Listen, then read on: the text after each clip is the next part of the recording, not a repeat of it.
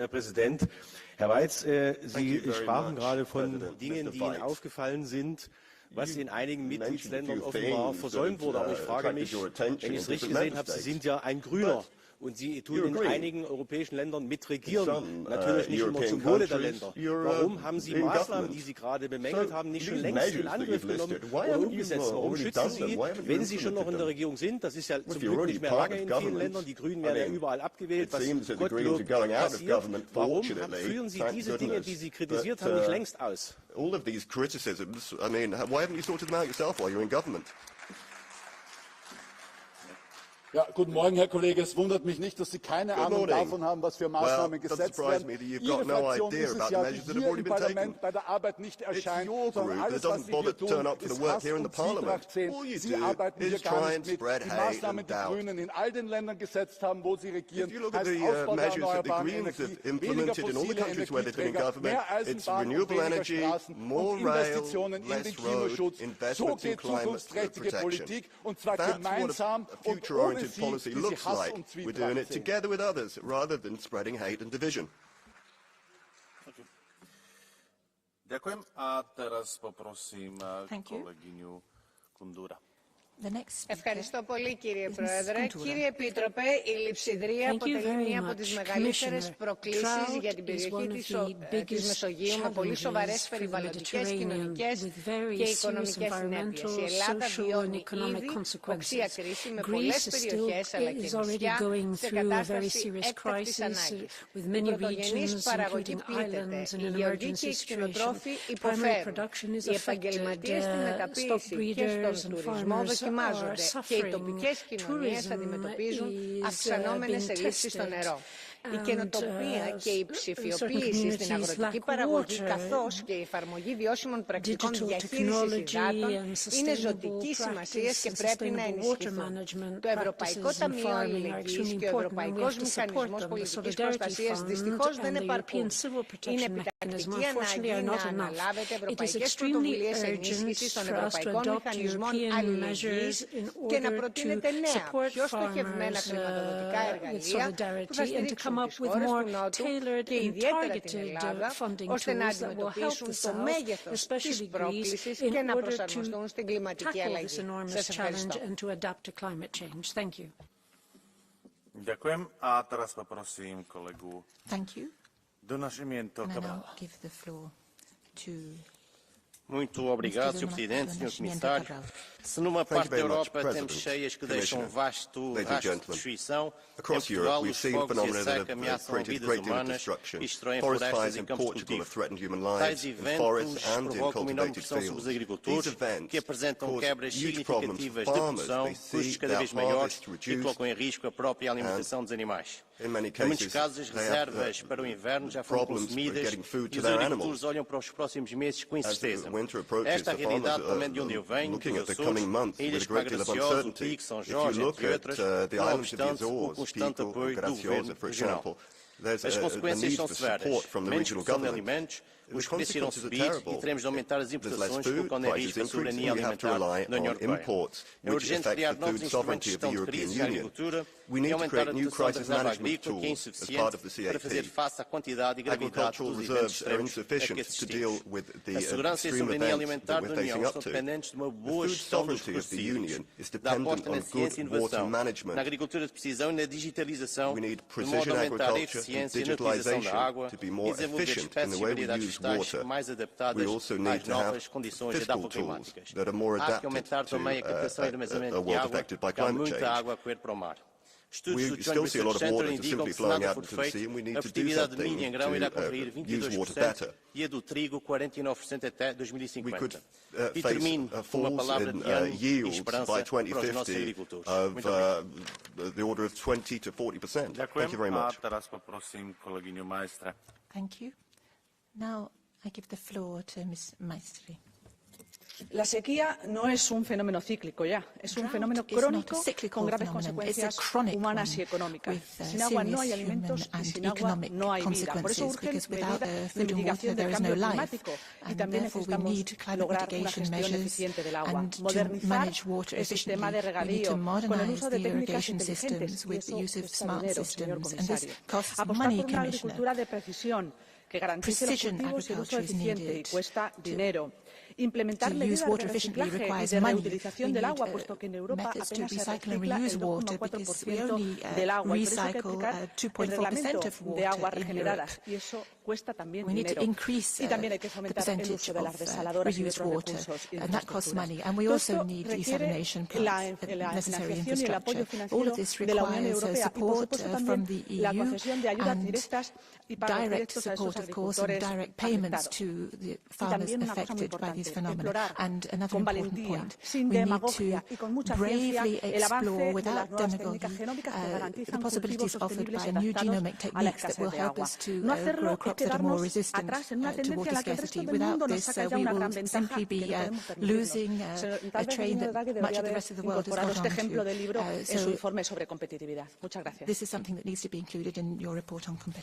Ďakujem a teraz poprosím kolegyňu Boras Pavon. Ms. Boras Pabon has the floor now. Buenos días, señorías alarmistas climáticos. Tengo una noticia para ustedes. Voy a descubrirles algo hoy. El clima es cambiante.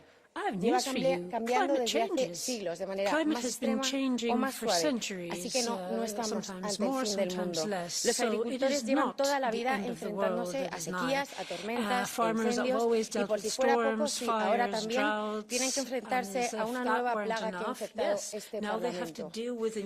La plaga del sectarismo verde y la plaga de su perversa Agenda 2030.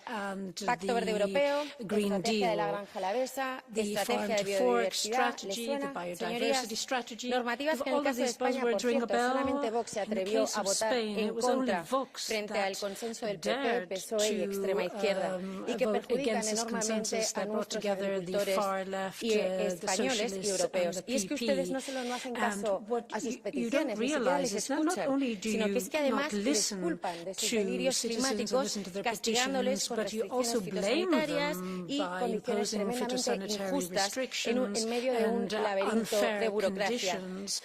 Desde la comodidad de sus despachos es muy fácil hablar, es muy fácil que se les llene la boca de demagogia climática, mientras ellos están en el campo, produciendo nuestros alimentos y enfrentándose a la dura realidad que ustedes les han impuesto desde aquí en este Parlamento. Señores, los agricultores no necesitan su alarmismo climático, no es lo que necesitan. Lo que necesitan es que deroguen toda su agenda ecofanática. Lo que necesitan es que respeten la preferencia comunitaria que les exigen y que protejan a nuestro sector primario de la competencia desleal a la que este Parlamento les ha sometido.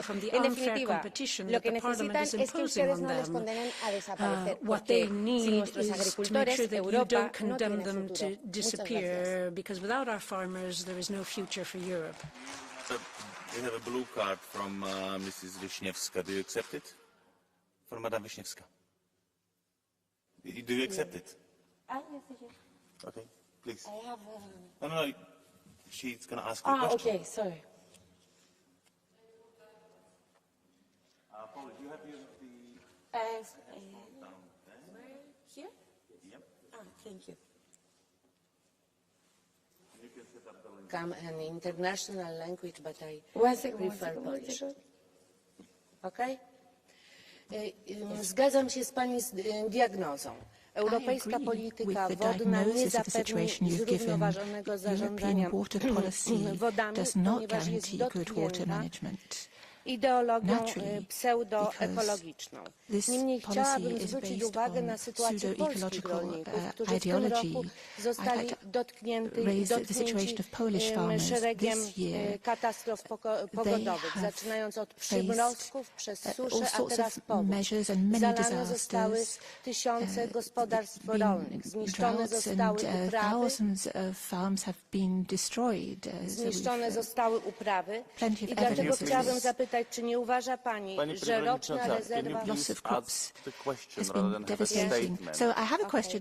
Czy nie uważa Pani, że roczna rezerwa kryzysowa powinna być zatem zwiększona i Komisja powinna wyasygnować dodatkowe środki dla and that the rolników Commission should assign more resources to this type of disaster, and particularly for the farmers facing these problems?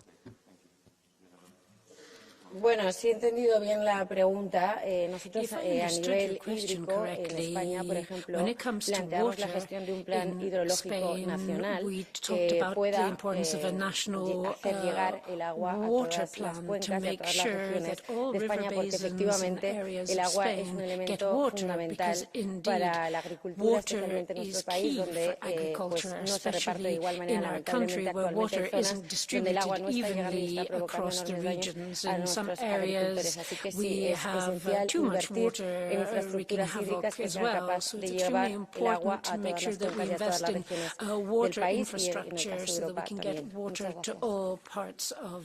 Thank you. There was one more blue card, but for the sake of time, we are able to do only one blue card per speaker this debate. So please ask us or raise the blue card as fast as possible. And next, I would like to ask Madam Zalewska. Panie Przewodniczący, Panie Komisarzu, Szanowni Państwo. Jestem z Polski, z Dolnego Śląska i Opolszczyzny, terenu owładniętego katastrofą. Właśnie przechodzi wielka woda. W jednych miejscach ludzie sprzątają, odkrywają ogrom tragedii, w drugich jeszcze czekają na przejście tejże wielkiej wody. Moim obowiązkiem jest być przy nich i walczyć o każde pieniądze, dlatego że będą potrzebować pieniędzy dzisiaj, za tydzień, za 5 i za 10 lat. Również upominam się o rolników. Wiem i za to dziękuję, że są takie mechanizmy, że dopłaty bezpośrednie na terenach, które zostały zalane, będą dalej wypłacane. Natomiast rolnicy na południu Polski stracili tak naprawdę możliwość kontynuacji zbioru buraków. Hodowcy utracili pasze, straciły życie zwierzęta. W związku z tym rzeczywiście potrzebują pomocy, upomnienia się o to, czy będą stworzone dodatkowe pieniądze. Już wiemy, że z Funduszu Solidarności w tym roku nie ma w ogóle pieniędzy na koncie. Na następny rok zaplanowane jest tylko ponad miliard euro dla wszystkich krajów. Potrzebujemy wsparcia Komisji Rolnictwa, by celowo wskazać pieniądze dla rolników. And we need to support agriculture. We need funds for agriculture. Thank you very much. The next speaker is Mr. Cassard. Monsieur le Président, Monsieur le Commissaire, chers collègues, une autre conséquence du réchauffement climatique est la propagation exponentielle aux 4 coins de l'Europe des maladies vectorielles dans le secteur de l'élevage. Par exemple, aujourd'hui, le sérotype 3 de la maladie de la langue bleue provoque des dizaines de milliers de morts dans les élevages bovins et ovins, en Belgique, en France, aux Pays-Bas et en Allemagne.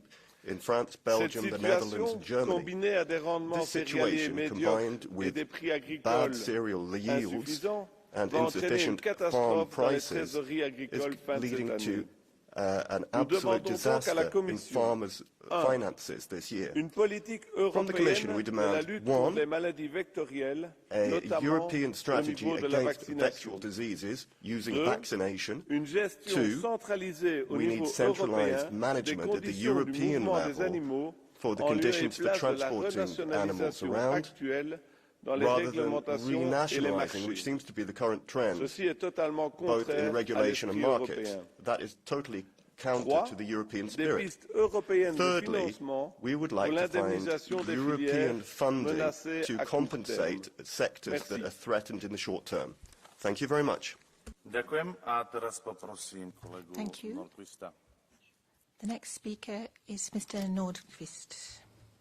Tak, formand, kære kolleger, kære kommissær. Thank you, Mr. President. Det er lidt sjovt, fordi titlen på dagens debat handler om ekstremt vejr.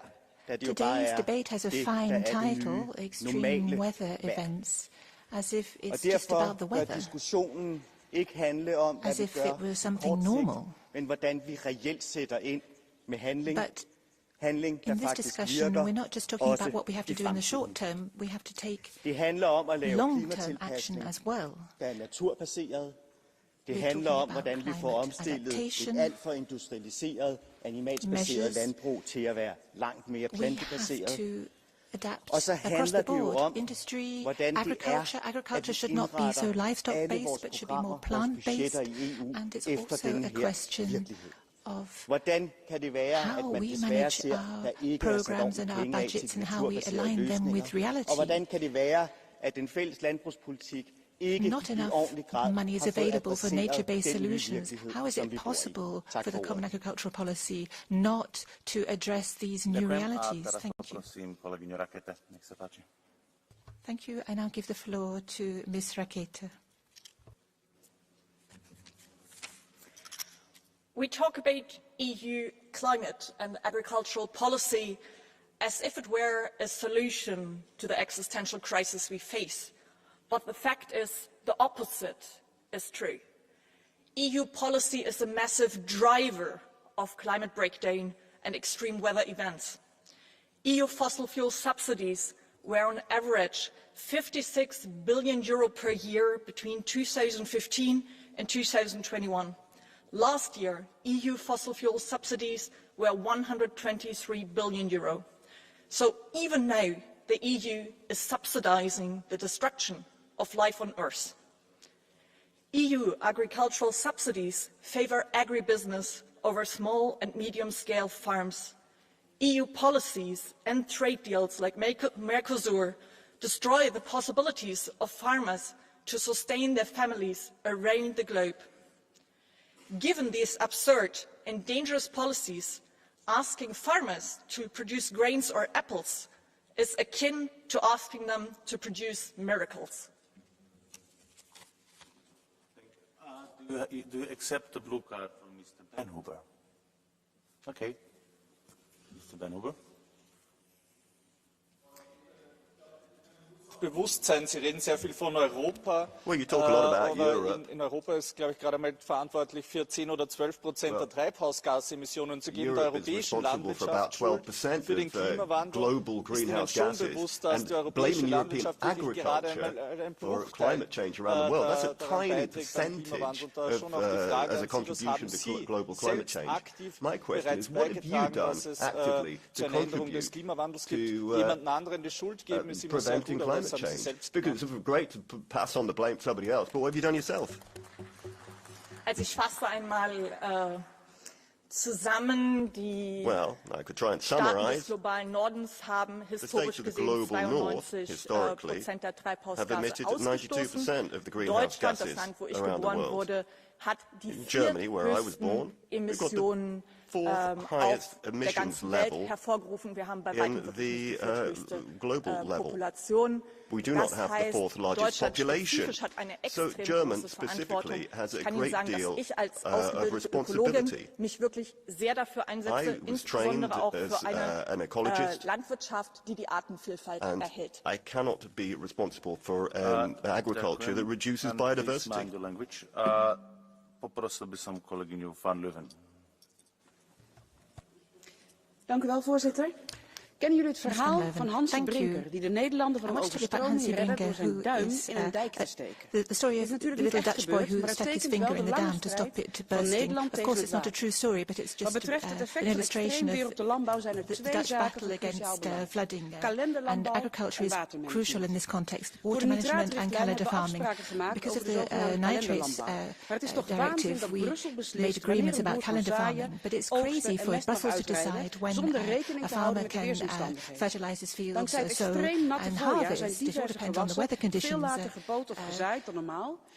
Many crops have to be sown much later than normal because of the weather conditions, but they're still supposed to be harvested by the 1st of October. And good water management means keeping water in the ground in dry periods and, of course, making sure that it can be kept away in wet periods. om de natuur zijn gang te laten gaan. Natural dams in Nederland doen onze waterschappen have been removed in the Wij weten immers uit ervaring dat als je waterkeringen weghaalt, je het risico op natuurlijk vergroot. Ondanks de recordneerslag in 2023 hebben we dat in Nederland in goede kanalen weten te leiden. The massive flooding in 2023, we were able with our canal system to avert disaster. De komende jaren alleen nog maar onvoorspelbaarder worden. Weather conditions are going to be even more unpredictable in future, so let's take the right decisions now. Let's be responsible in our use of water. Hetzelfde geldt voor de that means putting security above wishful thinking, and the same applies to calendar farming. We have to have confidence in our farmers to adapt their measures to the raining weather conditions. Ďakujem a teraz poprosím kolegu Arnautoglu. Thank you very much, Mr. Arnautoglu next. Αγαπητοί συνάδελφοι, άκουσα έτσι γενικά τις ομιλίες από το πρωί και άκουσα και πανικό ότι δημιουργεί η Ευρωπαϊκή Ένωση και το Ευρωκοινοβούλιο όσον αφορά στην πρόληψη των ακραίων καιρικών φαινομένων. Δεν πρόκειται για πανικός. Πραγματικά θα τονίσω τη λέξη πρόληψη. Η εμπειρία μου διάρκειας 25 ετών όσον αφορά στην πρόγνωση και στην παρουσίαση του καιρού στην δημόσια ελληνική τηλεόραση έχει δείξει ότι η κλιματική αλλαγή έχει να κάνει με μια αιμονικότατη συμπεριφορά στα καιρικά φαινόμενα, κάτι το οποίο δεν είχαμε στο παρελθόν. Δεν σημαίνει ότι δεν θα ξαναβρέξει, ότι δεν θα ξαναχιονίσει, ότι οι θερμοκρασίες θα είναι στους 45 βαθμούς συνεχώς. Μπορεί να έχουμε και άλλα ακραία καιρικά φαινόμενα, με παγετούς, με πολλές ποικιλές χιονοπτώσεις, οι οποίες μπορεί να διαρκούν περισσότερο σε κάποια σημεία του πλανήτη από ό,τι στο παρελθόν. Τι πρέπει να κάνει η Ευρωπαϊκή Ένωση? Θα πρέπει να κινηθεί αποφασιστικά λοιπόν και σημαντική είναι η ανάπτυξη και βελτίωση των συστημάτων έγκαιρης προειδοποίησης για ακραία καιρικά φαινόμενα. Θέλω το ότι η έγκαιρη προειδοποίηση αυτών των ακραίων καιρικών φαινομένων πρέπει να γίνεται από εξειδικευμένους προγνώστες, ουσιαστικά μετεωρολόγους, όχι από οποιουσδήποτε. Και να προωθηθούν και άλλες καλές πρακτικές.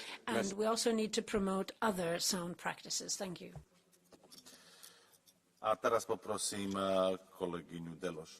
Thank you very much. The next speaker is Mrs. Deloge. Monsieur le Président, Monsieur le Commissaire, chers collègues, je souhaite exprimer à mon tour tout mon soutien aux collègues dont les pays sont touchés actuellement par les terribles intempéries. Ces événements climatiques extrêmes sont malheureusement de plus en plus fréquents. On estime le coût These extreme weather phenomena are getting worse and worse. The human and material cost is catastrophic. Every year we're talking about between 50 and 60 billion euros. The consequences of these events could be avoided if we properly maintain our human and material infrastructure. Combien d'hectares brûlent? Combien d'hectares brûlent parce que les chemins d'urgence ne sont plus accessibles? Combien d'hectares de récoltes meurent dont on ne peut plus irriguer? Ces milliards dépensés sont gérés. Ces milliards dépensés ces milliards dépensés à gérer les conséquences et dédommager les victimes pourraient être investis dans des retenues d'eau, dans l'entretien des ponts, des égouts et des routes. Ces démarches de bon sens pour nos agriculteurs, mais encore faut-il la volonté politique et nous ne l'avons pas. C'est vrai qu'à vos yeux, il est plus sexy de proposer la fin du moteur thermique pour 2035 plutôt qu'un grand plan d'entretien des digues agricoles. L'une de nos deux propositions est pourtant moins coûteuse et utile. Il est temps de vous réveiller, d'agir. Je vous remercie. Now it's time for you to act. Thank you very much. Thank you. Teraz by som poprosil kolegu Peltiera. Thank you very much. The next speaker is Mr. Pelletier. Je viens vous raconter une histoire venue de France et de ma terre de Sologne. Quelque part entre Sully et Chambord, un chemin creux. J'y croise un paysan, celui qui connaît le temps pour ce qu'il est, les climats qui varient, les lunes qui croissent et décroissent comme les blés. Il me dit, faites confiance aux paysans, Écoutez-les quand ils refusent les normes et les impôts de tous les peureux du travail, de l'effort et de la liberté. Sans les torquemadas de la gauche verte et rouge, qui ne connaissent rien à nos campagnes, aux saisons, à notre amour des animaux, la France était la première agriculture d'Europe. Et je sais comment elle le restera, en témoignant de toute sa foi dans les sages paysans de Sologne, plutôt qu'en s'abandonnant aux épigones de Greta Thunberg. Lâchez vos règlements, vos peurs et votre propagande. Laissez-nous tranquilles et notre agriculture sera sauvée.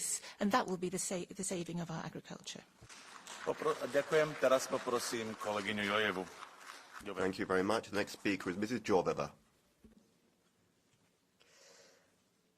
Nedavne poplave v srednji Evropi. The recent floods in Central Europe, fires in Portugal, Greece, drought in southern Italy, Spain, all of Europe, the entire world, in fact, is facing climate change and the disastrous consequences thereof. And we have to know that it will only get worse every year, unfortunately. In the previous legislative term, we have done a lot for greater responsiveness to crises. We have improved the mechanisms, we have jointly procured firefighting airplanes. Solidarnost je temelj Evropske unije in ravno pri teh nesrečah se to zares tudi pokaže. Ampak odpravljanje posledic je prepočasno in težje je nastalo škodo popraviti, kot pa se je na naravne nesreče pripraviti, da te niso tako uničujoče.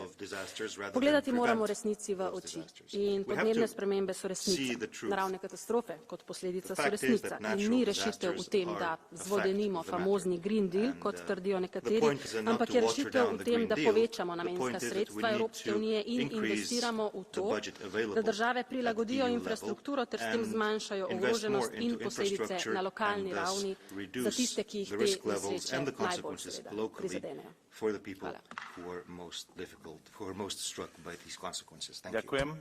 A ešte predtým, než uvidím ďalšieho rečníka, the next speaker is Mr.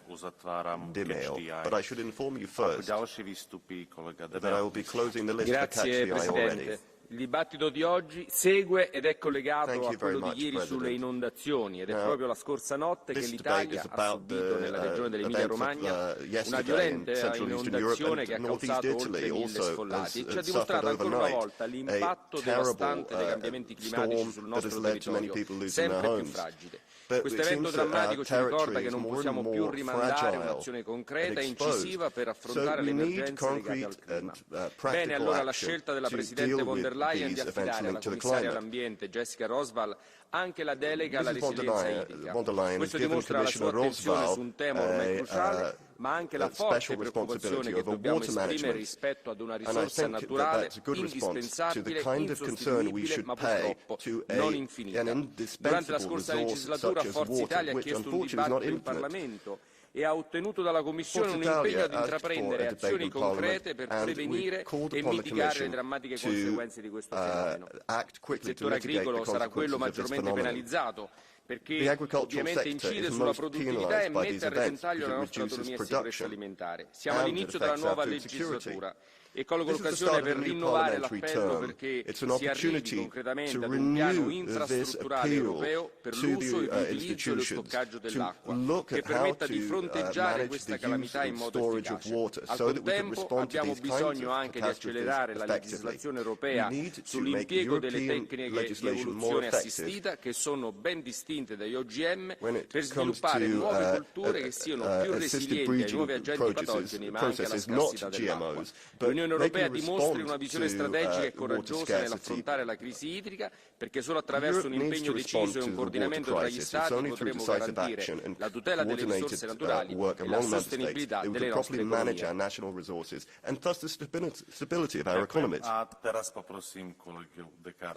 Thank you very much.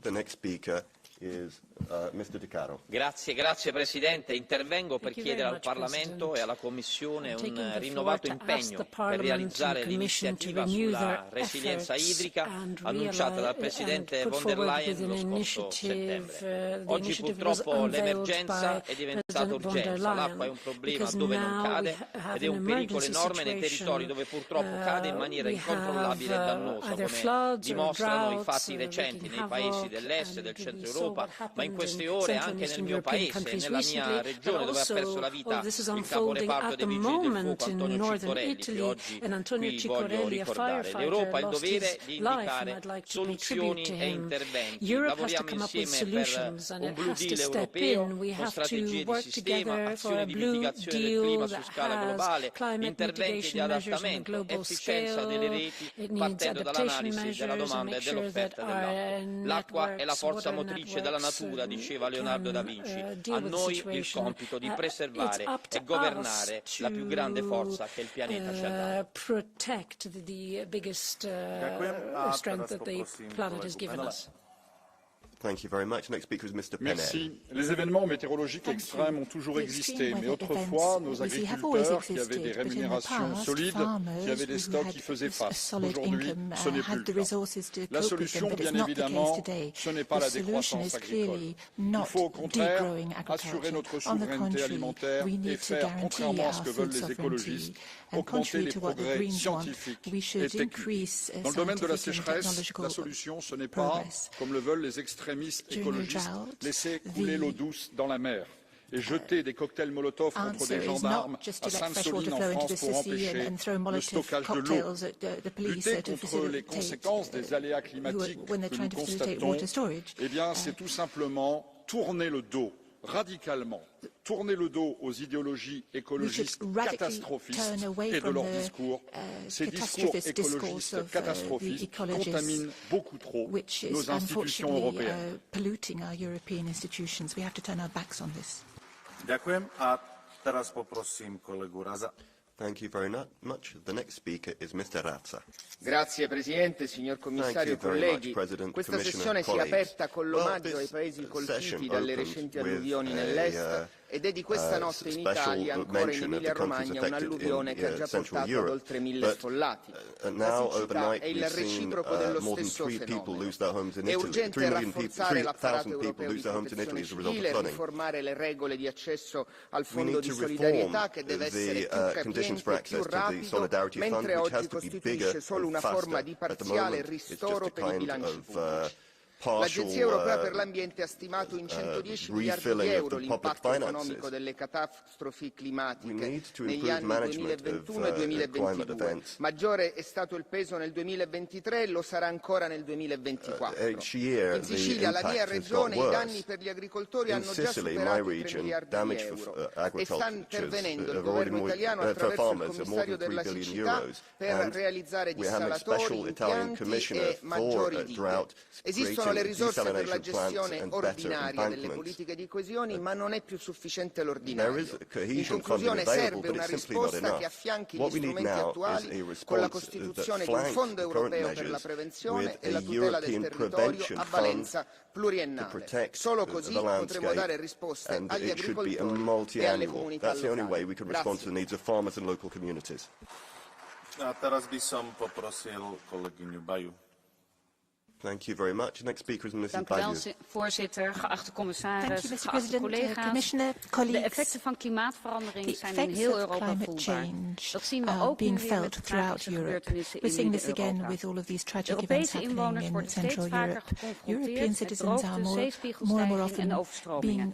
Ook de landbouw wordt hard geraakt, overal. Net als in het zuiden van Europa, ook bijvoorbeeld in Nederland, resulteert droogte in watertekorten voor onder andere ook de We also have droughts and water maar ook bijvoorbeeld verdere verzilting van de bodem, waar gewassen niet geschikt voor zijn. Beide situaties raken onze voedselvoorziening. The lack of permeability Daarom of roept de soils, Europese hardening of Commissie soils op is also a problem. om haar aangekondigde waterweerbaarheidsstrategie te publiceren. Burgers, boeren en bedrijven hebben zo snel mogelijk een gecoördineerd plan nodig, ook om beter om te gaan met droogte. En om onze voedselzekerheid te garanderen moet op korte termijn innovaties worden toegelaten die bijdragen aan klimaatbestendige gewassen, waaronder nieuwe veredelingstechnieken, de zogenaamde NGT's. Hoe kijkt de commissaris daarnaar? Wordt hier snel werk van What is the Commission's view on this? Will they soon get to work on these pressing needs? A teraz poprosím kolegyňu Herranz Garcia.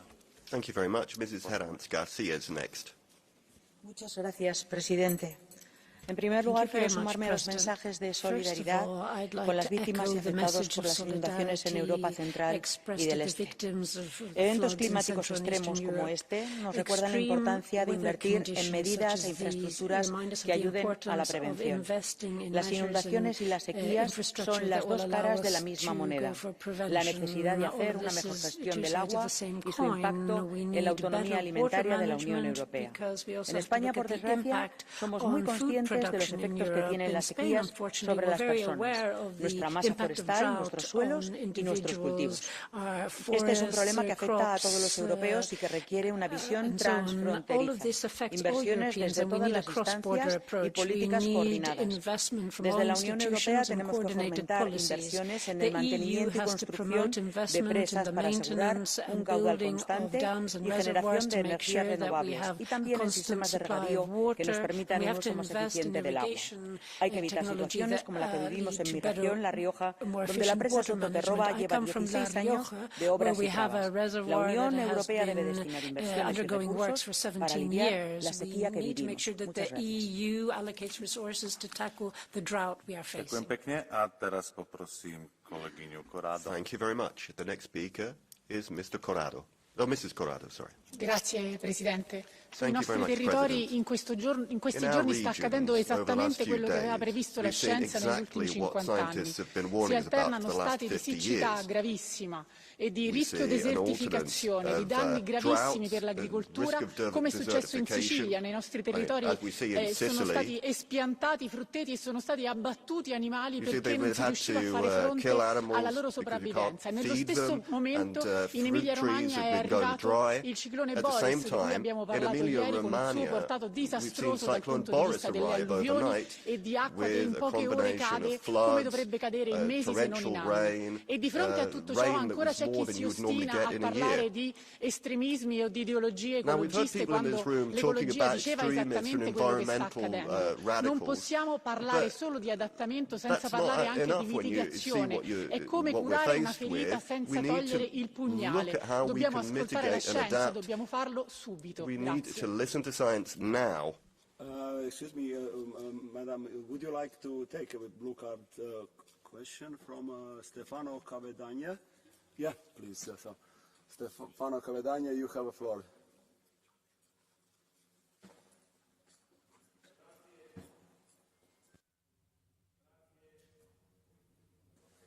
Okay. Grazie Presidente, ma onorevole Corrado, noi la domanda che vogliamo porre è questa: perché l'Emilia Romagna, terra che lei rappresenta e rispetto alla quale è intervenuto anche poc'anzi l'ex presidente Stefano Bonaccini, non ha speso per l'adattamento ai cambiamenti climatici e l'abbattimento del dissesto idrogeologico tutti i fondi europei di sviluppo regionale FESR che dal 2014 al 2020 sarebbero stati assegnati da parte della Commissione. Il territorio va gestito, non bisogna parlare solo di cambiamento climatico. Ultimamente si sta aspettando l'ok del commissario Figliuolo per provvedere a dei bacini di espansione che sono stati già approvati dalla regione Emilia-Romagna e si stanno aspettando ancora i ristori che sono stati promessi nei primi giorni dell'alluvione e non sono mai arrivati. Il lavoro sta procedendo in maniera costante. E però purtroppo si fa di questo una battaglia ideologica per posizionarsi politicamente invece che collaborare di fronte a un rischio che dovrebbe riguardarci tutte e tutti e dovrebbe vederci trovare assieme delle soluzioni. Thank you very much. So, next speaker is Dominik Terczyński for 1 minute. Dziękuję Panie Przewodniczący. Najczęściej zabieram głos w języku angielskim, ale dzisiaj z wielką dumą chciałbym mówić w języku polskim, korzystając z tego, że mamy komisarza z Polski na sali, najlepszego komisarza rolnictwa od dziesięcioleci w Komisji Europejskiej. Ale także z dumą chciałbym mówić w swoim języku ojczystym, ponieważ to, co dzieje się teraz w mojej ojczyźnie, w Polsce, to ogromna tragedia. Te ogromne zalewy, potopy wręcz, można by nazwać, wielkie powodzie mają miejsce między innymi dlatego, że szaleństwo ekoterroryzmu zostało dopuszczone do głosu. Lewactwo, które popierało organizacje ekoterrorystyczne, bo tak trzeba je nazwać, organizacje, które przeciwstawiały się budowie infrastruktury przeciwpowodziowej, to są ludzie odpowiedzialni za to, co dzieje się teraz w Polsce i w tej części Europy. Nikt nie mówi o tym, o czym usłyszeliśmy wczoraj. Niemiecki wywiad próbował zwerbować jednego z ekologów, z działaczy ekologicznych, aby protestował przeciwko inwestycjom w Polsce. To jest wojna wywiadów, a ekoterroryzm jest wykorzystywany przeciwko rozwojowi takich państw jak Polska. Dziękuję Pani Komisarzu, że stoi Pan na straży rozsądku w Europie. My, konserwatyści, stoimy na straży rozsądku i będziemy nazywać rzeczy po imieniu. Stop ekoterroryzmowi. Normal common sense, and let's call a spade and put an end to eco-terrorism. Next speaker is Dan Stefan Montreanu. Oh no, there was a... Sorry, Mr. Taczynski, sorry. You had a blue card that I noticed it was very late. Would you like to take it, Martin Hoysik? Blue card. He's a vice president who just shared. So, please.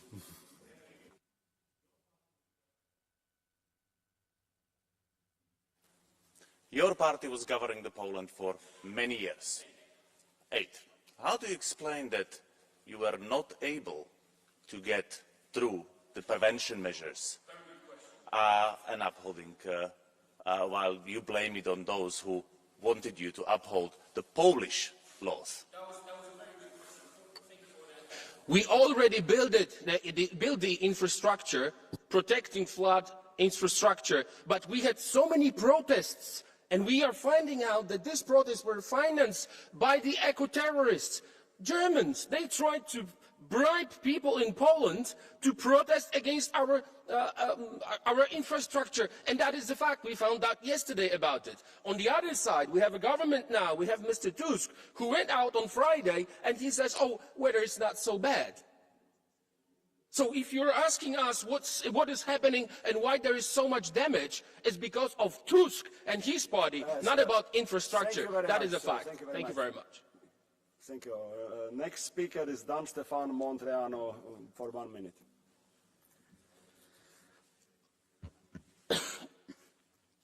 Dragi colegi, decertificarea afectează constant 13 state membre. Iar în România, seceta a afectat 2,2 milioane de hectare de teren agricol doar în acest an. Pe de altă parte, cantitățile de precipitații nu au mai avut loc în ultimii 100 de ani, au provocat inundații doar într-un singur județ din România, care au afectat 7.000 de gospodării, mii de hectare de teren arabil și sute de solarii de legume. În ultimii 4 ani am solicitat Comisiei Europene de mai multe ori alocarea de fonduri dedicate exclusiv combaterii deșertificării și secetei și elaborarea unui plan concret în acest sens. Din păcate, măsurile sunt total insuficiente. Programele Uniunii Europene sunt fragmentate și lipsite de coerență. Ne costă mai mult să plătim despăgubiri comparativ cu cât ne-ar costa să prevenim aceste fenomene.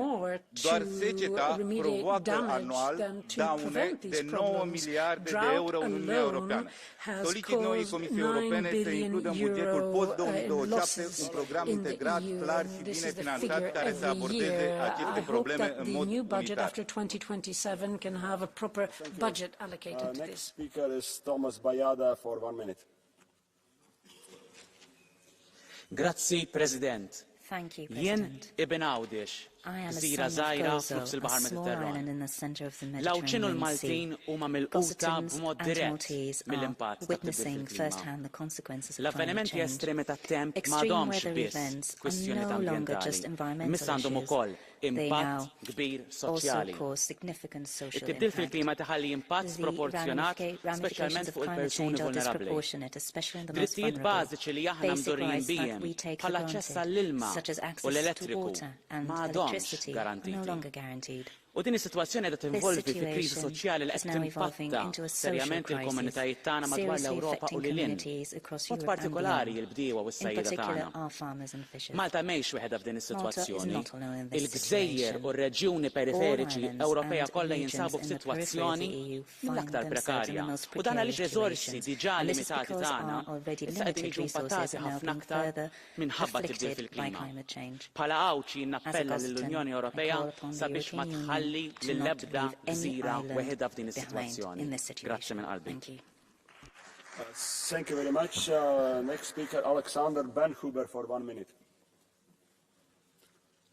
Sehr geehrter Herr Präsident, sehr geehrter Herr Kommissar, ich habe in den letzten Tagen selbst miterleben müssen, wie es ist, wenn ganze Häuser zerstört werden, Straßen weggespült werden und Ernten vernichtet werden. Und so muss man wirklich nochmal jeden Danke sagen, der derzeit mit Aufräumarbeiten beschäftigt ist. Danke jedem, der da mitmacht.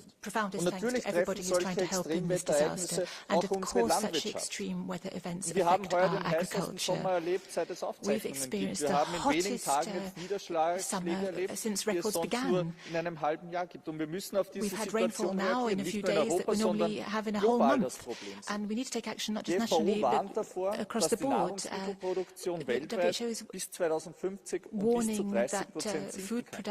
Da kann es nicht der Weg sein, den sich hier einige wünschen, in Europa landwirtschaftliche Produktionsflächen außer Nutzung zu stellen und Produktionsmöglichkeiten weiter einzuschränken. Wir haben eine globale Verantwortung. Klimafische Sorten zu züchten, Schauenbewässerung auszubauen, wo es möglich ist, Versicherungsmodelle zu etablieren, das sind die Wege, die wir brauchen. Und hören wir auf, unseren Bäuerinnen und Bauern die Schuld am Klimawandel zu geben. Sie sind die, die uns täglich mit Nahrungsmitteln versorgen. Das haben einige hier leider oft vergessen. Unfortunately, many people here seem to have forgotten that. Bernhuber, could you take a blue card from Mr. Sieper, Lucas? Yes. Yes, you are ready. Mr. Sieper, you have a floor. Good morning, Nikos. Sehr geehrter Kollege, ich möchte Sie gerne fragen, da Sie am Anfang über die Aufräumarbeiten gesprochen haben, die ja nicht nur in Ihrer Region, sondern überall intensiv anlaufen, wie Sie und vielleicht auch Ihre unmittelbaren Kollegen zu der Idee eines gemeinsamen europäischen Katastrophenhilfsdienst stehen würden. Also ich stelle mir da sowas vor wie das THW in Deutschland, falls das Ihnen was sagt, unmittelbar von der Europäischen Union, damit dieses dann sofort in entsprechende Regionen gehen kann, um zu helfen. To areas that need assistance. Ganz herzlichen Dank für die Frage. Und ich glaube, hier funktioniert schon vieles toll. Ich weiß es von unserer Freiwilligen Feuerwehr in Österreich, in Niederösterreich. Die hat vergangenes Jahr in den Niederlanden geholfen. Wir in Österreich haben jetzt Hilfsangebote aus Bayern, aus den Niederlanden, aus anderen Ländern gehabt. Also ich glaube, immer eine neue Struktur zu gründen, ist vielleicht nicht richtig. Ich glaube, die Vernetzung zu schaffen, da gibt es schon so viele tolle Projekte, und das kann man weiter ausbauen. Da ist Erfahrungsaustausch ganz wichtig. Das ist der richtige Weg. Wir sehen, Katastrophen werden I think that's the way to go. These disasters are happening more and more frequently. We need rapid assistance. I'm really grateful for any help that we can get. But I think we are really on the right track, making use of all of these voluntary fire services and so forth. Thank you very much. Next speaker, Rosa Serrano Sierra, for 1 minute.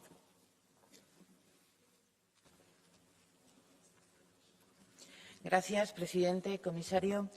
Las tormentas de estos días han dejado imágenes devastadoras en Europa Central con enormes pérdidas materiales, incluso humanas. Tragedias que desafortunadamente son cada vez más frecuentes y que vemos cómo golpean especialmente a las zonas rurales. Mi región, Aragón, sufría hace unos días grandes inundaciones que han provocado afecciones graves en infraestructuras, viviendas, explotaciones ganaderas y agrícolas, con estimaciones de pérdidas millonarias. Los mecanismos de financiación y coordinación europeos actuales no se adaptan a la gravedad de estos desastres naturales cuya principal causa es la emergencia climática que todavía muchos hoy niegan. El mecanismo de protección civil o el Fondo de Solidaridad creados hace 20 años fueron aciertos, pero se quedan cortos ante esta crisis climática. La presidenta de la Comisión Europea reconoció que la adaptación climática es una prioridad europea y ha anunciado la elaboración de un plan para abordar afrontar este desafío. Por eso, ahora es el momento de que esta Comisión se comprometa a aumentar los recursos en los próximos presupuestos europeos, porque debemos de pasar de las palabras a los hechos para ayudar a los territorios para que se preparen y coordinen una mejor respuesta ante esta emergencia climática. Muchísimas gracias. Colleagues, second by second, but we will be far behind the schedule, and we have a vote at noon. And we have still points in agenda. So next speaker is André Rodrigues for 1 minute.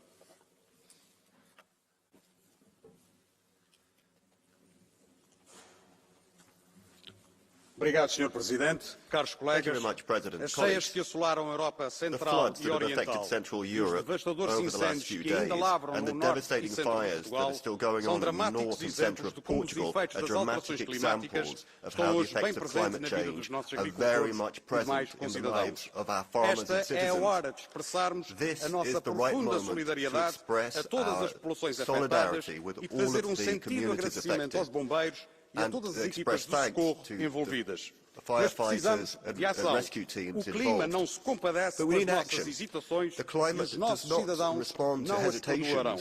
Tal como contamos com a entreajuda europeia no combate a estes fenómenos, temos agora de apoiar a rápida recuperação dos territórios afetados e de redobrar esforços na adaptação aos efeitos das alterações climáticas. Congratulo-me por isso por ver anunciada nas cartas de missão dos comissários designados uma estratégia europeia para a resiliência hídrica. Mas relembro que esta era já uma promessa que continua por ser concretizada. Esta estratégia não poderá ser por isso um método de reflexão. Precisamos de ação urgente, imediata e concreta, de alocar os recursos financeiros para salvaguardar o futuro da agricultura e das comunidades rurais. O tempo é agora. Agriculture and the communities that depend on it. Next speaker is Raffaele Stancanelli for 1.5 minutes.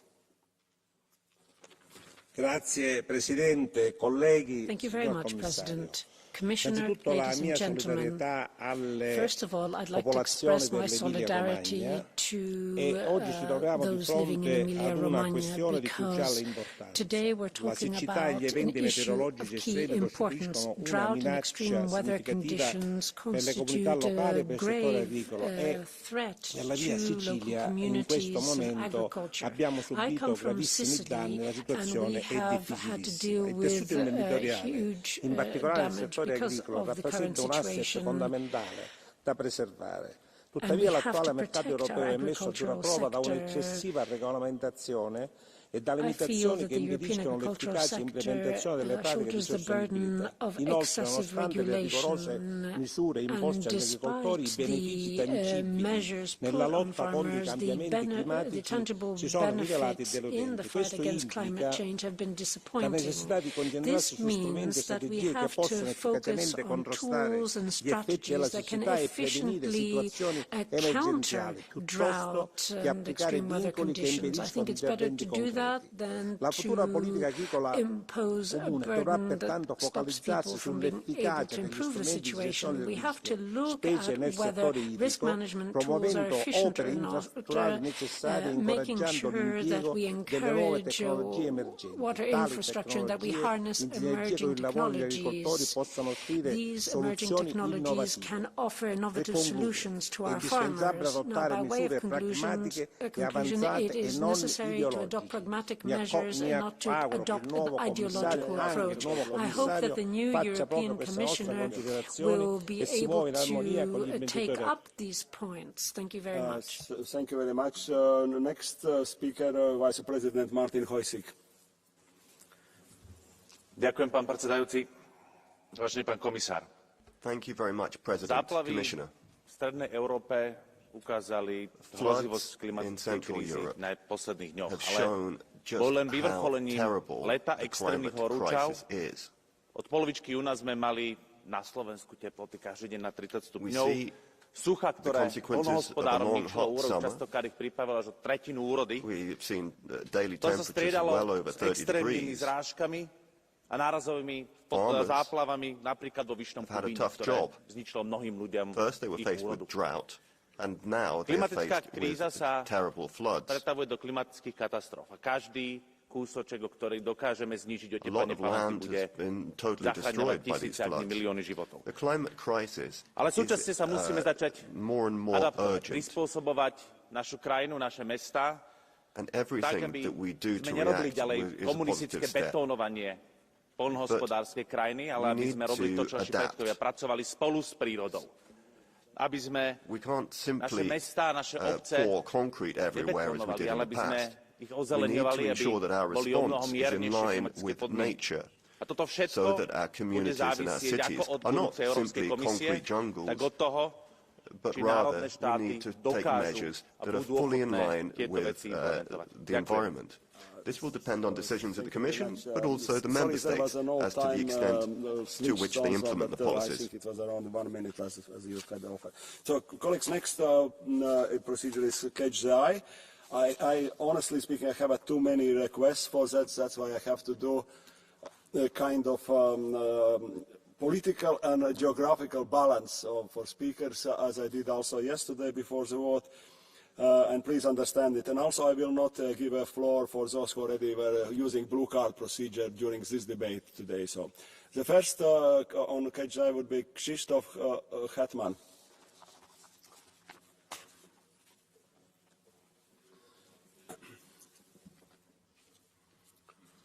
Dziękuję bardzo, panie przewodniczący. Szanowni państwo, gdy rozmawiamy teraz na tej sali, w tym samym momencie miliony Europejczyków walczą o swój dorobek życia. Walczą o swoje firmy, walczą o swoje uprawy czy hodowle. Konfrontując się z bezwzględnym i okrutnym żywiołem. W Polsce, na Słowacji, Czechach, Austrii, Rumunii jest to przerażająca powódź o skali, której nie widzieliśmy od lat. W Portugalii mamy do czynienia z gigantycznymi pożarami.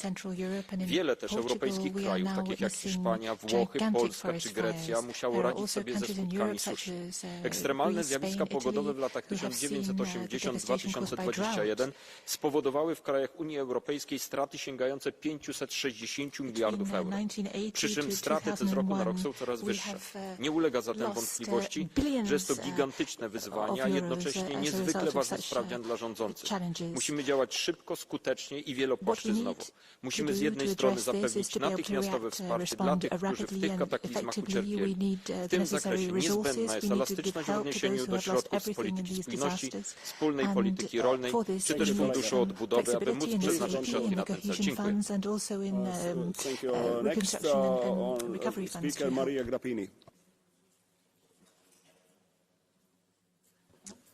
Domnule președinte, domnule comisar, în primul rând dați-mi voie să transmit condoleanțe familiilor din România care și-au pierdut și din alte state din Est care și-au pierdut persoane dragi și compasiune pentru cei care stau acum în apă și în ploaie și fără case. Domnule comisar, ați spus între altele că trebuie să facem o evaluare a impactului asupra fermierilor și reducerea efectelor inundațiilor. Vă întreb, după 5 ani, credeți că s-a făcut tot ce trebuie pentru a pune în practică măsuri concrete de adaptare la schimbările climatice? Credeți că politica agricolă comună, pe care am cerut-o de foarte multe ori, să se schimbe, să fie echitabilă, fermierii din țara mea au altă subvenție, nu e o politică agricolă comună. Și vă întreb concret, domnule comisar, probabil că ați auzit că în România sunt omorâte animalele, oile, datorită bolilor. Răspunsul care l-a primit la Comisia de Agri a fost că nu avem vaccin, nu avem soluții. Ce să spunem noi? Eu mâine mă întâlnesc cu fermierii din România.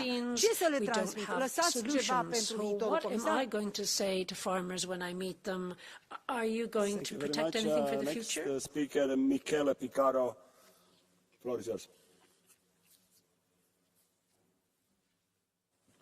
Signor Presidente, signor Commissario, onorevoli colleghi, oggi affrontiamo un tema cruciale, la siccità e gli eventi meteorologici estremi che rappresentano una minaccia crescente per le nostre comunità e l'agricoltura europea.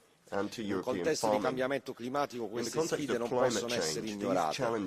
Le regioni agricole, penso in particolar modo a quelle dell'Italia meridionale, fulcro della nostra economia, stanno subendo impatti devastanti. La scarsità d'acqua compromette le coltivazioni e riduce la produttività, mettendo a rischio la sicurezza alimentare. Gli agricoltori, che sono i custodi del nostro territorio, non i nemici, devono affrontare costi sempre più elevati e incertezze senza precedenti. È nostro dovere agire. Servono investimenti per infrastrutture all'avanguardia e strategie di adattamento che garantiscano la protezione delle nostre terre e dei nostri agricoltori.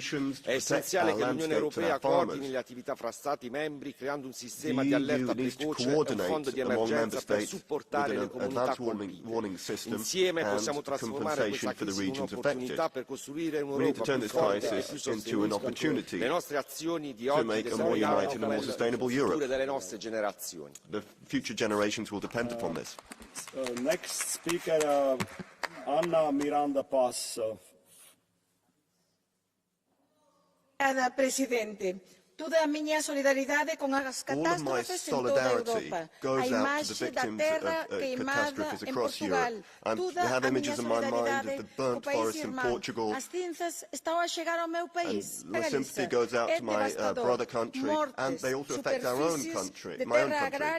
This is causing death, it's destruction, and farming land destroyed. The firefighters are exhausted. Eucalyptus is a species which burns more than any other in Galicia and in Portugal. Empresas como Ence e agora com a ameaça da empresa portuguesa Alta, que quer vir a Galicia, é uma espécie inflamável que aumenta o risco de incêndio e que tem impacto na escassez de água e na mudança do ciclo hidrológico. Digo hoje à Comissão Europeia e aos seus serviços que estejam alerta pelo problema do cultivo intensivo de eucalipto, que vigilem essa celulosa árvore que ataca a água e que provoca incêndios. Water shortage and it causes fires. Thank you. Next speaker, Nicolas Farantouris.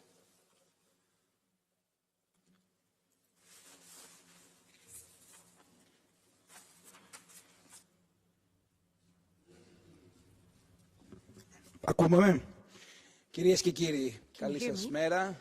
Απευθύνομαι κυρίως στην Ευρωπαϊκή Επιτροπή και την καλώ στο πλαίσιο της κοινής αγροτικής πολιτικής να εντάξει την περιβαλλοντική πολιτική με όρους οριζόντιας διαχείρισης και άλλων πολιτικών. Ναι, στην ένταξη της περιβαλλοντικής πολιτικής στην κοινή αγροτική πολιτική, όχι όμως στο τσουβάλιασμα, δηλαδή διακριτές πολιτικές και πόροι για τις χώρες εκείνες οι οποίες πλήττονται περισσότερο από την κλιματική κρίση. Πρώτον, δεύτερον, συνεργασία με το χαρτοφυλάκιο της κοινής εμπορικής πολιτικής. Ναι, στην πράσινη πολιτική στη Γεωργία, όχι στο ανταγωνιστικό μειονέκτημα των Ευρωπαίων γεωργών σε σχέση με εισαγόμενες ύλες παραγωγή, υλικά, πρώτες ύλες, ζωική παραγωγή, φυτική παραγωγή από τρίτες χώρες με μηδενικά στάνταρ καλλιέργειας.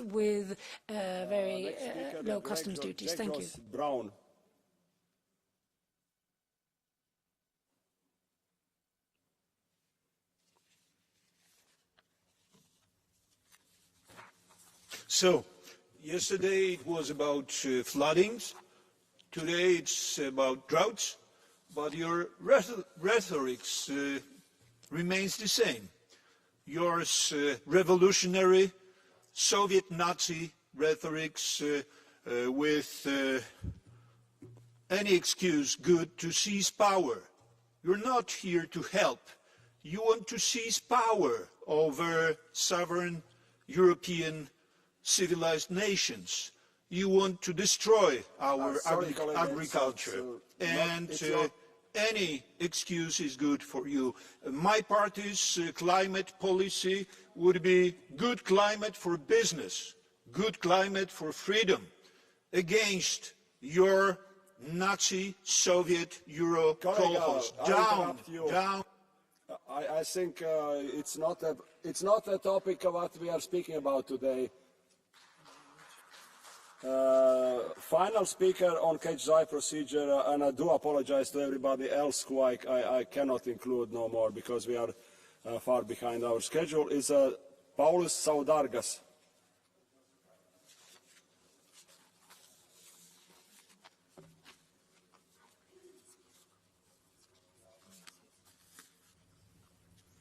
Paulus Saudargas is here.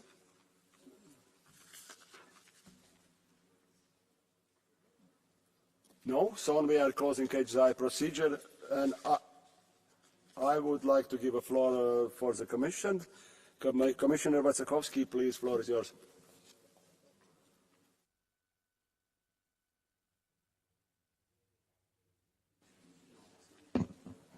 Panie Przewodniczący, Szanowni Państwo, odpowiem w moim ojczystym języku polskim, tym bardziej, że zapewne jest to moje ostatnie wystąpienie w tej Izbie po ponad 20 latach obecności tutaj, bo jako poseł, jako członek Europejskiego Trybunału Obrachunkowego, od 5 lat jako członek Komisji Europejskiej. Chciałem w tym momencie podziękować serdecznie wszystkim Państwu posłom, z którymi miałem zaszczyt współpracować i na przestrzeni kilku kadencji od 5. kadencji poczynając na obecnej 10. kadencji kończąc. Dziękuję bardzo. Wracając do tematu naszej dzisiejszej debaty, nie wchodząc w spór z jakich przyczyn, ale w oczywisty sposób widać, jak wielką kumulację dramatycznych zdarzeń klimatycznych, pogodowych obserwujemy. Ja pamiętam ubiegłoroczną moją wizytę w Grecji, w Słowenii, w krajach dramatycznie dotkniętych przez powódź, w Tesalii, na przykład w Grecji, ogromne obszary zalane. Udzielaliśmy wtedy rolnikom pomocy z rezerwy kryzysowej. Minął rok w Słowenii, kolejna wielka powódź. Kilka miesięcy temu decydowaliśmy w Komisji o uruchomieniu pomocy też z rezerwy kryzysowej dla rolników w Austrii, w Czechach i w Polsce dotkniętych przez przymrozki, sadowników głównie. Tym razem w tych krajach i także w kilku innych jest dramatyczna, tragiczna powódź, też dotykająca rolników. A to nie koniec tej listy nieszczęść, bo nasi rolnicy w ostatnich latach doświadczani są przez konsekwencje pandemii, COVID-u, destabilizacja rynku spowodowana rosyjską agresją na Ukrainę, choroby zwierząt takie jak afrykański pomór świń, ptasia grypa, czy ostatnio wiem o tej sytuacji w Rumunii, choroba owiec. A mimo tych nieszczęść, które spadają na naszych rolników, nasi rolnicy przez swoją ciężką pracę europejscy rolnicy zapewniają nam bezpieczeństwo żywnościowe. I za to należy im się naprawdę wielka wdzięczność i wielki szacunek. I chcę tutaj uspokoić, ponieważ jest może nie uspokoić, ale sprostować pewne informacje. Mówi się, że Unia Europejska zmniejsza produkcję żywności i zwiększa zależność od importu. Nie, to nie jest prawda. Na szczęście to nie jest póki co prawda. Produkcja rolna w Europie, w Unii Europejskiej utrzymuje się na stałym, wysokim poziomie, a import spada.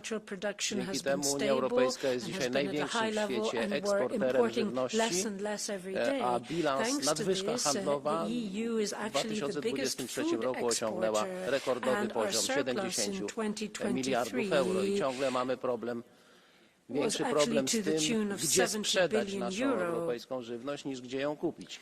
I zawdzięczamy to naszym rolnikom. Chcę bardzo wyraźnie tutaj powiedzieć, że nie przedstawiam tego w kontekście jakichś zasług politycznych. To ciężka praca naszych rolników, którym należy się za to wdzięczny i szacunek. Powoduje tą sytuację. Ale oczywiście zagrożenia są ogromne, te klimatyczne. Ja tutaj się odwołam do doświadczenia z mojego kraju, z Polski, gdzie miałem na przestrzeni już długiego okresu czasu to obserwować i o ile w przeszłości susze zdarzały się mniej więcej raz na 10 lat, no to teraz są w zasadzie zjawiskiem corocznym. No, nie mówię już o południu Europy, Hiszpania, Włochy, Grecja, to te kraje permanentnie doświadczają kolejnych suszy. I na dwie rzeczy chcę tutaj Państwa zwrócić uwagę, dziękując za bardzo ciekawą, za bardzo inspirującą dyskusję. Po pierwsze rezerwa kryzysowa, która jest we wspólnej polityce rolnej, to zdaje się pani poseł Wiśniewska pytała, czy ona jest wystarczająca. No absolutnie nie jest wystarczająca. Przez wiele lat ona sobie była i w zasadzie jej nie używaliśmy. W czasie COVID-u użyliśmy jej do działania wobec pewnych trudności rynkowych. A w tej chwili ona jest używana już w zasadzie jako taki dodatkowy fundusz solidarności dla rolników poszkodowanych przez suszę w Hiszpanii, we Włoszech. Używaliśmy tej rezerwy. Mówiłem o tych przymrozkach i w tej chwili na pewno, i chcę to bardzo wyraźnie zadeklarować, Komisja Europejska jest gotowa w każdej chwili użyć tych środków do wsparcia rolników dotkniętych przez powódź. Natomiast oczywiście ta rezerwa, która wynosi 450 milionów euro, jest absolutnie niewystarczająca i to jest moja pierwsza prośba, postulat do przyszłej wspólnej polityki rolnej, tej wspólnej polityki rolnej, którą następna komisja już będzie tworzyć, ale państwo, ta Izba będzie o niej decydować, żeby te środki na interwencje kryzysowe były zdecydowanie większe. One muszą być co najmniej kilka razy większe. Musimy mieć bardzo silny taki filar wspólnej polityki rolnej, pomocy kryzysowej, bo żaden system ubezpieczeniowy tego nie zapewni. Ryzyko jest już tak wielkie w działalności rolniczej, że tego żaden system, nawet wspierany różnymi dotacjami system ubezpieczeniowy nie jest w stanie zapewnić bezpieczeństwa rolnikom. Dlatego to jest bardzo ważne, zwiększenie tych środków na różne działania kryzysowe. I druga rzecz, która już się bezpośrednio odnosi do tego problemu suszy. Otóż w dialogu strategicznym pojawia się ten postulat, ale ja go chcę bardzo mocno wyeksponować, bo mówię o nim już od dłuższego czasu i rolnicy to generalnie przyjmują jako bardzo słuszny kierunek. Otóż wsparcie dla gospodarstw mieszanych, dla gospodarstw, które łączą produkcję roślinną z produkcją zwierzęcą. No, nie tylko, że nie należy postulować jakiejś redukcji hodowli, ale wręcz zrównoważona hodowla, wyraźnie mówię zrównoważona, która pozostaje w pewnej proporcji, odpowiedniej proporcji, wielkość hodowli do wielkości gospodarstw, wielkości upraw, hodowla oparta na własnych paszach i hodowla produkująca naturalny nawóz, obornik jako naturalny nawóz. To jest najlepsza metoda na poprawę gospodarki wodnej, na poprawę jakości gleby, na to, żeby ta gleba zatrzymywała wilgoć, zatrzymywała wodę i powinniśmy stworzyć taki system płatności zachęcającej, płatności redystrybucyjnej, tak to można określić, dla rolników, którzy łączą te dwa rodzaje produkcji.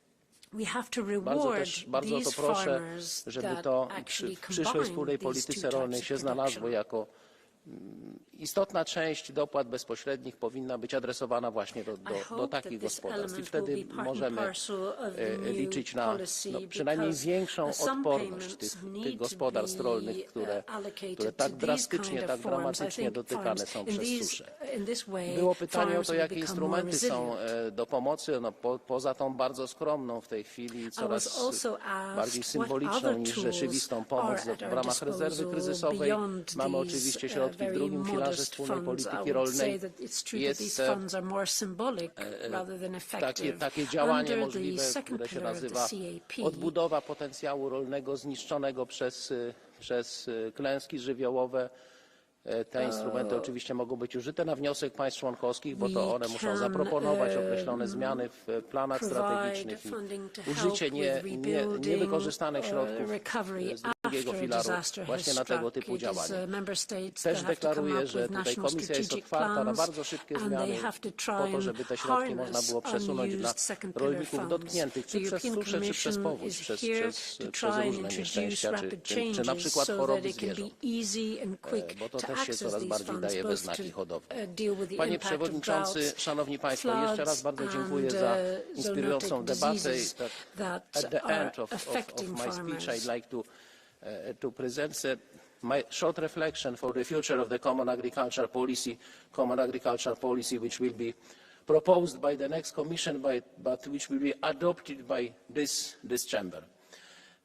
That we need for the future of agriculture, we need the approach with 4S principle: security, stability, sustainability and solidarity. Food security for all citizens, stability for our agriculture, sustainability for our environment, climate, our rural areas, and solidarity with our farmers. Thank you very much. Thank you very much, Commissioner, for this, your answers and comments, and also for all the time you spent here and, on agricultural policies during 5 years. Debate is closed on this point in agenda. Nākamais darba kārtības punkts, kolēģi, padome un komisijas paziņojumi Eiropas Savienības tiesas vēsturiskais spriedums lietā par valsts atbalsta apli un šīs sprieduma sekas. Un došu vārdu padomē ministram Jānoš Boka kungam. Mr. Floor is yours.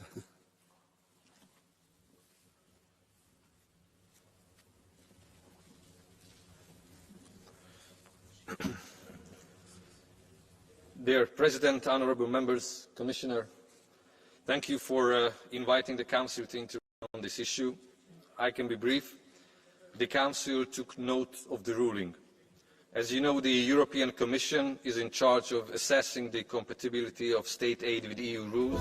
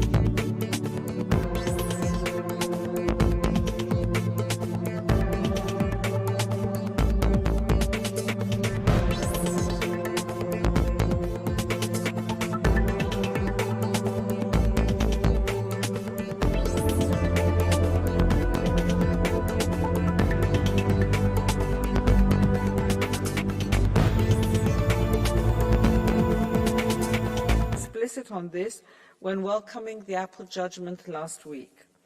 These practices continue to distort the internal market and competition between big multinational groups and smaller-sized companies.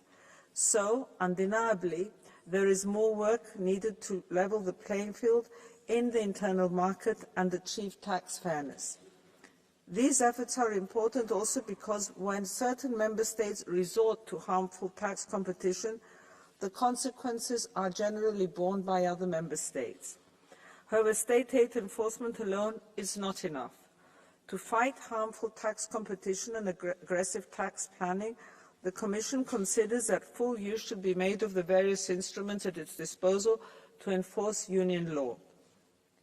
It is true that outside the spheres in which EU tax law has been harmonised, member states have a high degree of autonomy in designing their fiscal rules. However, the Apple judgment confirms that state aid enforcement can be used to ensure that member states adhere in practice to the rules that they themselves have decided. There are also other important actors in the fight against aggressive tax planning and tax avoidance measures. Member states, the Council, and the European Parliament. All these actors should work together in the coming years to improve the level playing field. All the Commission's efforts in this field derive from one basic principle, that all companies, whether big or small, whether digital or brick and mortar, must all pay their fair share of taxes. Otherwise, the public purse and European citizens are deprived of much-needed funds. They are needed for our social security systems, our education systems, our public infrastructure, to name just a few. Our efforts in defending this principle need to continue at all levels, be it national, European or international, and by all actors, be it the Commission, the Council and the European Parliament. Thank you. Thank you very much. Thank you very much, Commissioner. Before I will give the next speaker floor, I would like just to colleagues, we are behind the schedule, so that's why if you will use catch the eye procedures and blue card, of course, both you will not get it, and I really encourage, according to the timetable, we perhaps reduce the number of catch the eye if it will be too many. But next speaker is Markus Ferber from EPP.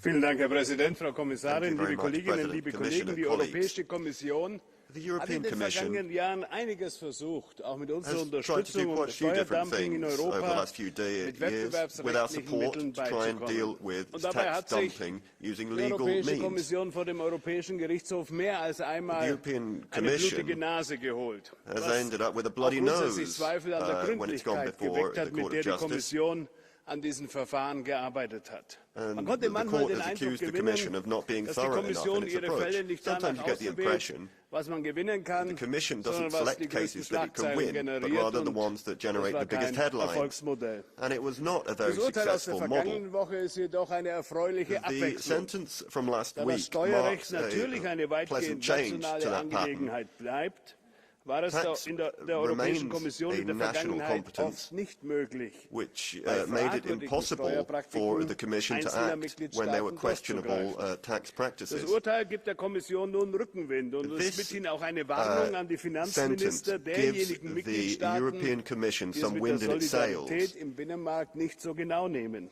Denn wir haben mittlerweile einen ganzen Katalog von Urteilen des Europäischen Gerichtshofs, der zeigt, welche Argumentationslinien gerichtsfest sind und welche nicht. Im Kampf gegen fragwürdige Steuerpraktiken muss die Kommission diese Urteile nun genau analysieren und die richtigen Konsequenzen ziehen. Selbst wenn sich das Wettbewerbsrecht bewährt, sollte man Steuerdumping aber nicht von Einzelfall zu Einzelfall angehen, sondern anhand eines klaren gemeinsamen Rahmens, der auch von den Finanzministern der Mitgliedstaaten angenommen wird. Denn die Rechtsprechung des Europäischen Gerichtshofs kann diesen Rahmen abstecken.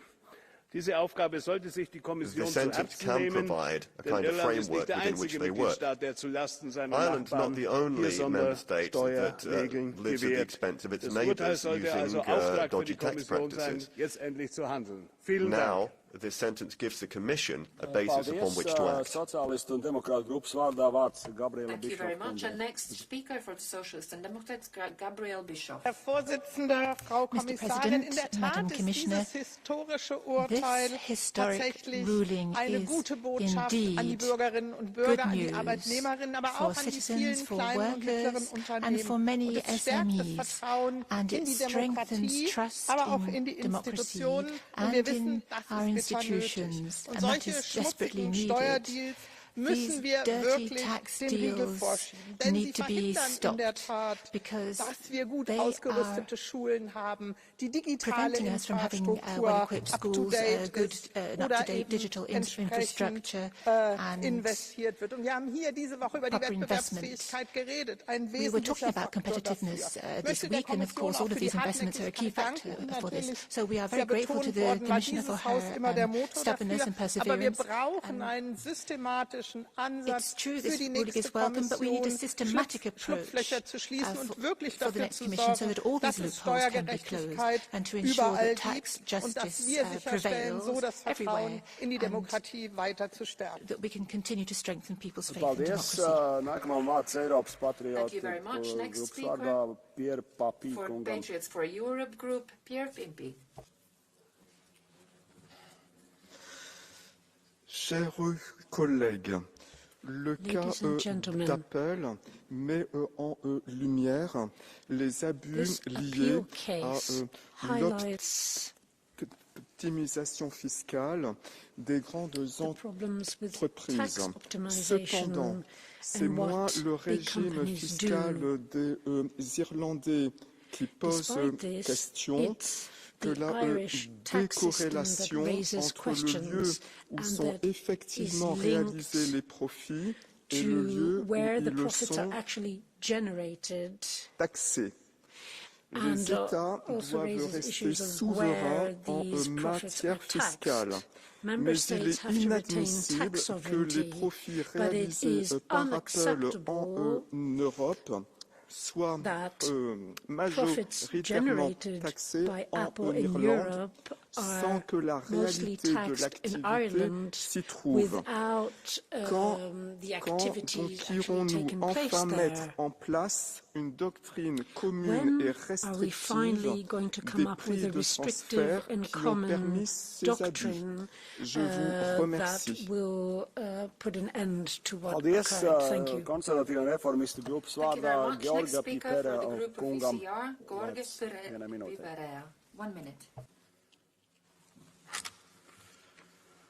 Problema în cazul Apple nu este doar că această companie a primit un ajutor de stat ilegal din partea Irlandei, ceea ce confirmă Curtea de Justiție a Uniunii Europene. Problema reală este că dublul standard în ceea ce privește fiscalitatea amicală față de marile întreprinderi a fost până în momentul de față tolerat. Astfel vedem cum unele state membre sunt libere să favorizeze o competiție în plan fiscal, care desigur nu este loială, dar numai unele. Nu este doar Irlanda în această situație, este și Olanda și este și Luxemburg, de exemplu. Pe de altă parte însă sunt țări precum România care nu au voie să practice fiscalitatea amicală. Problema este una de principiu. Într-o Uniune în care toți membrii ar trebui să fie egali conform tratatelor, de ce unora le sunt permise practici care pe alții transformă în oi negre ale Europei? La obligații suntem egali și e normal, însă nu este normal ca unii să aibă favorii. We need to ensure that companies face identical obligations. We cannot have some companies benefiting from favours while others do not. The European Union should think carefully about this issue. And it's a question of the principle of equality. Renew Europe Group Svada, Stephanie Le Président, Madame la Commissaire, chers collègues, dans une période où tous les citoyens européens réclament plus de justice fiscale, je me réjouis que la Cour de justice de l'Union européenne ait donné raison à la Commission européenne. La Commission européenne, vous savez, Bruxelles, comme certains l'appellent, eh bien c'est bien elle qui a demandé que l'Irlande récupère 13 milliards d'euros de la part d'Apple. 13 milliards d'euros, ce sont des avantages fiscaux accordés à la firme à la pomme qui vaut 3 000 milliards en bourse et qui n'étaient en fait que des aides d'État illégales. Une violation de nos règles qui doivent assurer des conditions justes et équitables entre nos États membres. L'Europe, que certains dépeignent comme chantre d'un libéralisme débridé, siffle en fait la fin de la concurrence fiscale déloyale. Les grandes entreprises ne sont pas au-dessus de nos lois. Multinationals are no longer above the law, even when it comes to taxation. So this judgment is of vital importance because it shows that tax justice will not undermine our single market and will not be done at the expense of our taxpayers. So really, congratulations to Margaret Vestager and her team for this. Thank you very much. Next speaker for the Greens, Rasmus Andersen. I think Apple is rotten right to the core. Or at least it seems clear that Apple has cheated European taxpayers out of 13 billion euros. This is just the latest example of big tech companies trying to exploit our society through tax dodges or by leveraging their market power. The recent court ruling against Apple sends a clear message to big tech companies. If you want to do business in Europe, you have to follow our rules. In Europa entscheidet die Politik und nicht große Konzerne, welche Regeln gelten. Deshalb sind die Urteile gegen Apples 13 Milliarden Steuertrick, aber auch gegen Google Shopping so wichtig. Sie zeigen, dass hier die Macht der großen Konzerne nicht ohnmächtig gegenübersteht. Google darf bei Google Shopping nicht einfach ihre eigenen Produkte bevorzugen. Der Streit mit den Tech-Riesen liegt jetzt einige Jahre zurück und seitdem ist auch gesetzgeberisch beispielsweise mit dem Digital Markets Act einiges passiert. Aber das reicht nicht aus. Wir brauchen mehr. Wir brauchen Mindeststeuersätze für große Konzerne, einen besseren Austausch von Steuerdaten and we need und exchange eine of Reform tax des data Wettbewerbsrechts. combined with a Wir reform Grüne of erwarten von der neuen competition law. EU-Kommission, The dass Greens sie dort expect weitermacht, from the wo new Commission Vizepräsidentin that it will Vestager in den letzten continue Jahren the work of aufgehört Vice hat. President Wir müssen Vestager. nachlegen, wir dürfen nicht nachlassen. We need to Vielen continue. Dank. We should not be resting on our laurels. Thank you. Pasquale Tridico.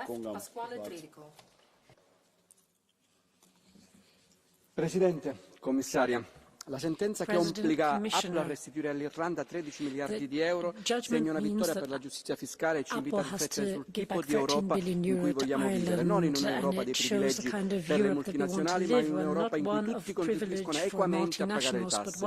Il modello economico attuale è profondamente ingiusto e va ripensato attraverso nuove politiche fiscali e tributarie. Dobbiamo porre fine all'impunità dei giganti, dobbiamo avere il coraggio di affrontare le multinazionali della tecnologia e della finanza e costruire un sistema fiscale che non si pieghi ai loro interessi, seguendo tre priorità: l'armonizzazione fiscale tra i Paesi membri con una tassa comune sui capitali, la lotta all'elusione ed evasione fiscale con una vera lista dei paradisi fiscali e la riduzione della burocrazia per le imprese. E permettetemi di aggiungere che abbiamo molti dubbi che queste proposte possano essere prese in considerazione dal nuovo commissario alla tassazione, il cui nome compariva nei Pandora Papers perché possedeva investimenti attraverso Shell Companies in un paradiso fiscale delle isole Vergini. Chiediamo che questa delega venga ritirata. Il peso del fisco non può ricadere sulle spalle dei lavoratori delle piccole e medie imprese. Il tempo delle esenzioni per le multinazionali, per i multimilionari deve finire.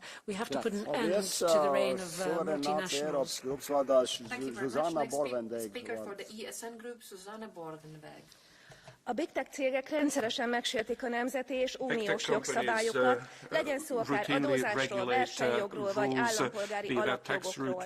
A piacvezető nagy online platformok visszaélve helyzetükkel beavatkoznak a nemzetállamok belpolitikájába, sokszor még a választásokat is befolyásolják. A globalista törekvéseket ellenző politikusok oldalait önkényesen törlik. Az Apple ítélet rávilágít arra, hogy rá lehet kényszeríteni a globális nagyvállalatokat a törvényeink betartására. The court shows that they can be made to observe the rules.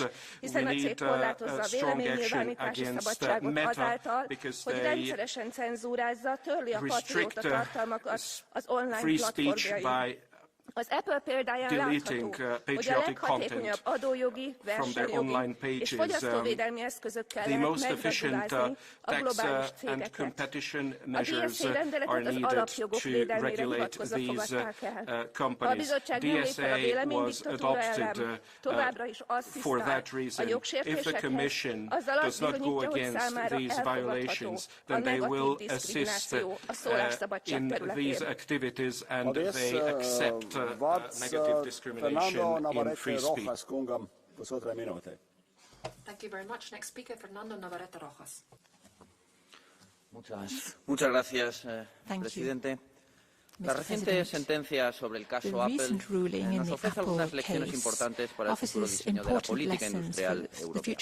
Pero para ello es, en primer lugar, importante entender de qué va realmente este caso y de lo que no va es de justicia tributaria, ni de evasión fiscal, ni de poner en cuestión las competencias tributarias de los Estados miembros, como hemos oído hoy aquí. Es sencillamente un caso paradigmático de ayudas de Estado ilegales. Estas ayudas ilegales pueden tomar muchas formas: subsidios, subvenciones o, como en este caso particular, tratos fiscales privilegiados. Pero para restaurar la competitividad en Europa y dar más prosperidad a los ciudadanos, el camino no es el de los tratos privilegiados para unas pocas empresas o sectores. No existen los atajos. Lo que necesitan las empresas europeas, todas ellas, grandes y pequeñas, es, en primer lugar, un marco normativo claro, sencillo y con costes de cumplimiento bajos. En segundo lugar, una fiscalidad internacionalmente competitiva e incentivadora de la innovación, la inversión y la creación de empleo. Y tercero, un verdadero mercado único integrado y sin distorsiones. Cuanto antes